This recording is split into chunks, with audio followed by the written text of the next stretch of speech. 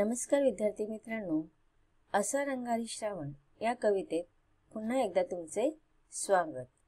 आज आपण बालभारती पाठ्यपुस्तकातील धडा क्रमांक 6 असा रंगारी श्रावण ही कविता अभ्यासत आहोत आणि या कवितेचा हा सेशन क्रमांक 2 आहे। या आधी कवितेच्या सेशन मध्ये आपण कवीचा संक्षिप्त परिचय आणि कवितेतील काही ओळींचा अर्थ समजून घेतला। आता कवितेतील ओळींचा अर्थ समजून घेऊया आपण। पाहूया पाठ्यपुस्तकातील कविता। श्रावण महिन्यातील निसर्गाचे विलोभनीय आणि मनोहारी वर्णन करत असताना कवी ऐश्वर्य पाटेकर म्हणतात की श्रावण महिना म्हणजे जादूची पेटीच असते। ज्याप्रमाणे रंग उधळतो, विविध कलाकृती तयार करतो, तसंच हा श्रावण महिना सुद्धा त्याची जादू सर्वत्र पसरवत असतो। सृष्टी जागा चित्रकार हिरवा देखावा रेखितो, कलावंत हा साजिरा त्याची कलागत, काय त्याची कलागत। कवी म्हणतात की तो अजब चित्रकार आहे किंवा अजब कलाकार आहे आणि त्याच्या कलाकृती सुद्धा विलोभनीय आहे। जागोजागी चित्रांचीच त्यानं मांडली पंगत, नाचे दरी डोंगरात झिमा खेळतो नदीशी, रिम झिम पहाडीचं गाणं बोलतो झाडांशी। की ज्याप्रमाणे एखादी लहान मुलगी अल्लड असते आणि ती अवखळ खेळ खेळत असते, तसाच अनुभव कवी येथे सांगत आहे की श्रावण महिना सुद्धा दरी खोऱ्यातून नाचत खेळत डोंगरातून बागडत येत आहे। दरी डोंगरातून दरी खोऱ्यातून आणि नदी बरोबर, नदीच्या वाहत्या पाण्याबरोबर जणू काही धबधब्याच्या त्या वाहत्या सरींबरोबर पाण्याबरोबर जसं तो झिम्मा खेळत आहेत। आणि रिमझिम पहाडीचं गाणं बोलतो झाडांशी। की रिमझिम पावसाच्या ज्या सरी असतात त्या रिमझिम रिमझिम गीत गात आहेत आणि त्या कोणाशी संवाद साधत आहेत की झाडांबरोबर। आपण पाहतो की ह्या महिन्यामध्ये झाडांना मस्त पालवी फुटलेली असते, लालसर पिवळसर अशी पानं सगळीकडे पसरलेली असतात आणि त्याच्यावरती ह्या झाडांवरती बघा जेव्हा पाऊस पडतो ना त्यावेळेस पावसाचे थेंब तर पडतच असतात, पण पाऊस थांबल्यानंतर सुद्धा पावसाचे थेंब त्या झाडांच्या फांद्यांमधून त्या झाडांच्या पानांवरून सारखे टपकत असतात, टपटप करून त्या पडत असतात।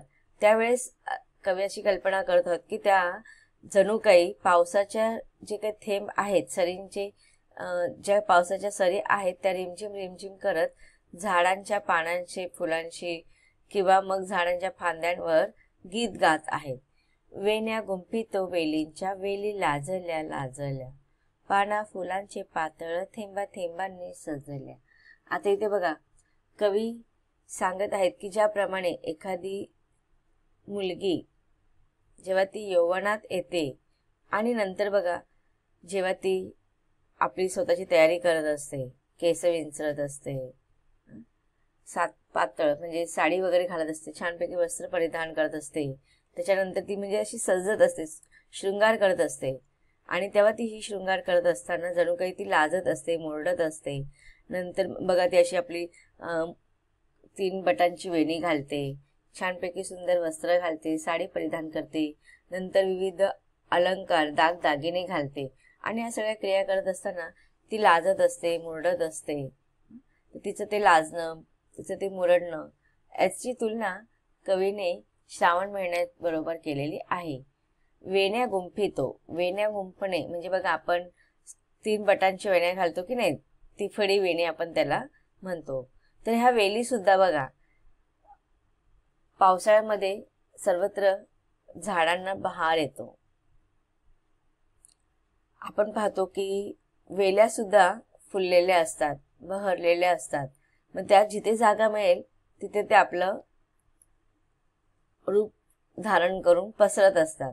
म्हणजे झाडावर बघा, झाडावर, झुडपांवरती, कधी कधी खडकांवरती सुद्धा त्या आधार मिळाल्यानंतर वेली वाढत जातात आणि त्या वेली ज्या असतात ना ते एक वेल नसते, त्या अनेक वेलींच्या फांद्या एकमेकांमध्ये गुंफटल्या जातात। जसं आपण मुली केसांची 3 बटांची वेणी घालतात. तसंच ह्या वेलींना सुद्धा अनेक फाटे फुटलेले असतात, कोंब फुटलेले असतात आणि जिथे कोंब फुटते तिथे पुन्हा ते नवीन रोप किंवा नवीन रूप धारण करून ते वाढत असतात. जिथे जिथे त्यांना वाढता येईल ना तशा एकाच वेलीमधून अनेक वेली फुटतात आणि मग जणू असं वाटतंय की त्या केसांची वेणी जशी आपण गुंफतो ना तशा त्या वेण्या गुंफलेल्या आहेत. आणि ह्या जेव्हा वेली वाढत असतात, त्याची पानं फुलत असतात, कोंब फुललेले असतात, तर जणू काही त्या वेण्या म्हणजेच वेली एकमेकांमध्ये गुंफून वाढत असताना जसं काही त्या लाजत आहेत, मुरडत आहेत, अशी कवी इथे कल्पना करत आहेत. पाना फुलांचे पातळ थेंबा थेंबांनी सजले.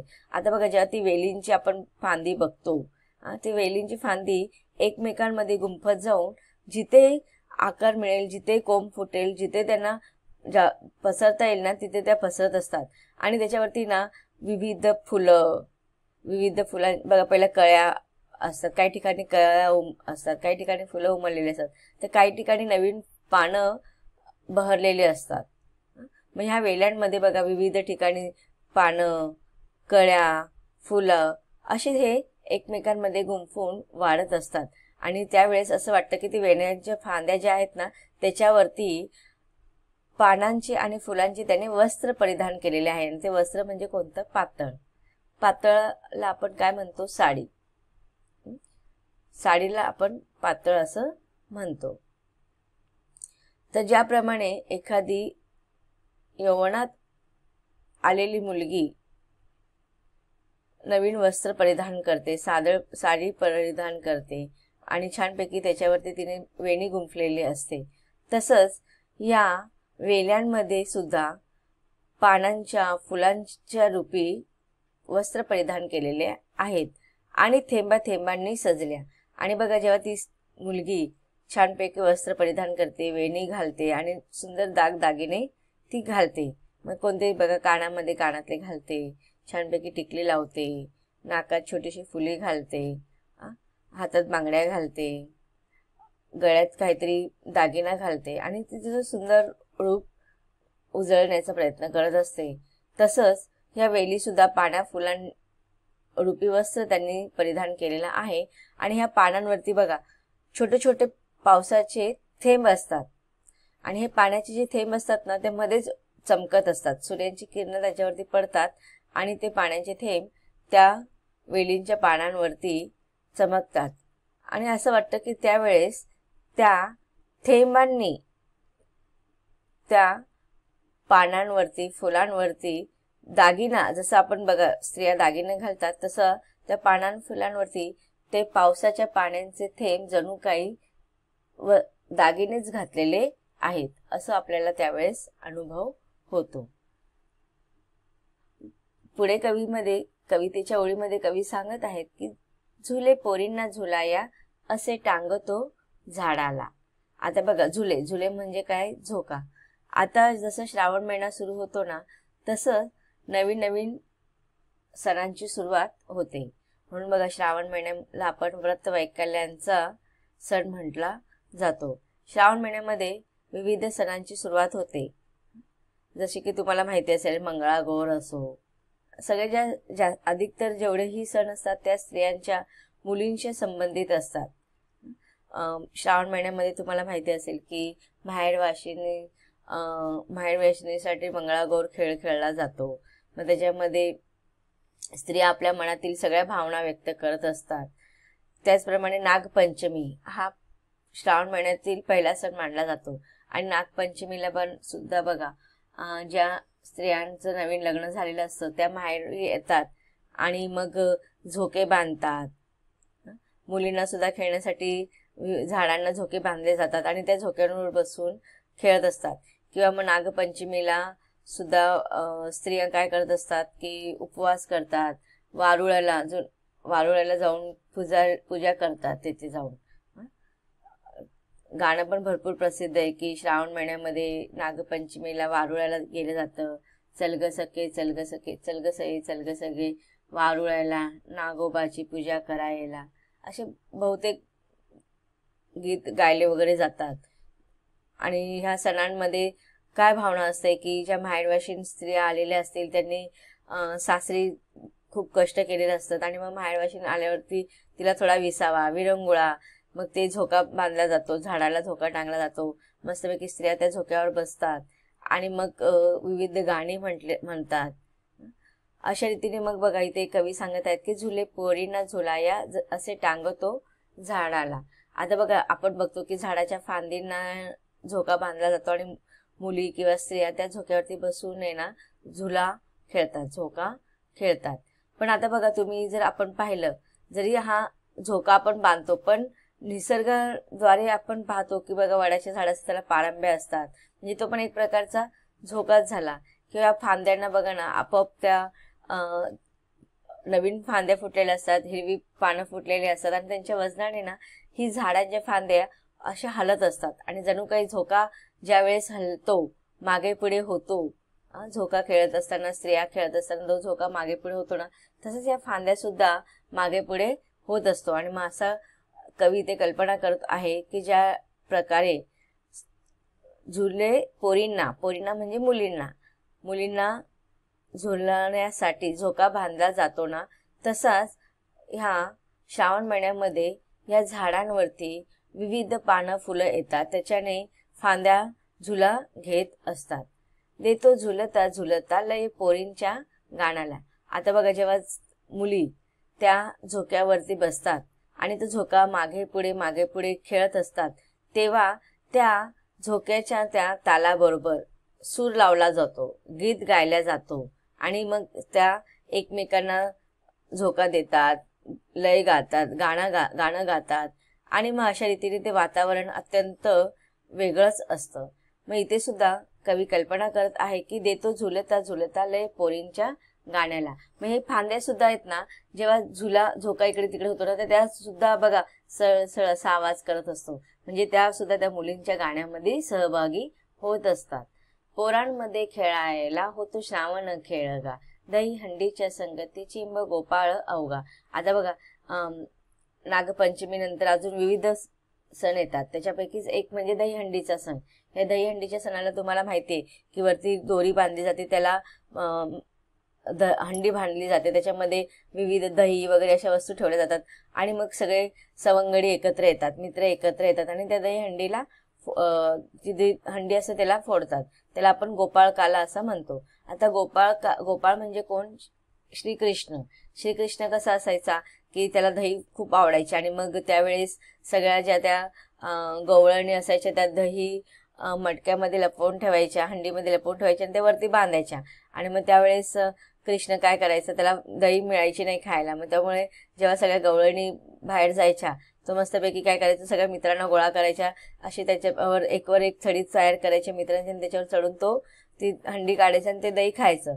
मग तोच परंपरा पुढे आपण दहीहंडी या सणामध्ये साजरी करतो की सगळे गोपाळ म्हणजे श्रीकृष्ण मेन असतो की नाही, त्यांचा प्रमुख मोरक्या आपण त्याला म्हणतो आणि त्यांचे मित्र जे असतात ते मस्तपैकी त्याला मदत करत असतात. तसंच मग ह्या दहीहंडीच्या खेळामध्ये सगळे मुलं एकत्र येऊन खेळतात. तसंच या पोरांमध्ये खेळायला होतो श्रावण खेळगा. मग या दहीहंडीच्या सणामध्ये श्रावण सुद्धा त्या मुलांच्या खेळगडी होतो. खेळगा म्हणजे खेळगडी किंवा सवंगडी किंवा सोबती. मग ह्या पोरांमध्ये श्रावण त्यांचा मित्र बनवून दहीहंडीचा खेळ खेळायला येतो. संगती चिंब गोपाळ अवघा.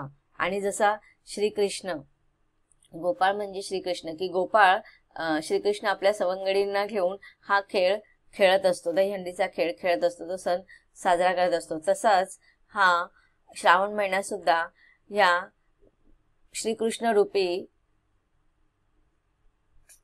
उत्साह साजरी करत असतो आणि त्यांचा एक सवंगडी म्हणून त्या खेळामध्ये, त्या सणामध्ये सहभागी होतो.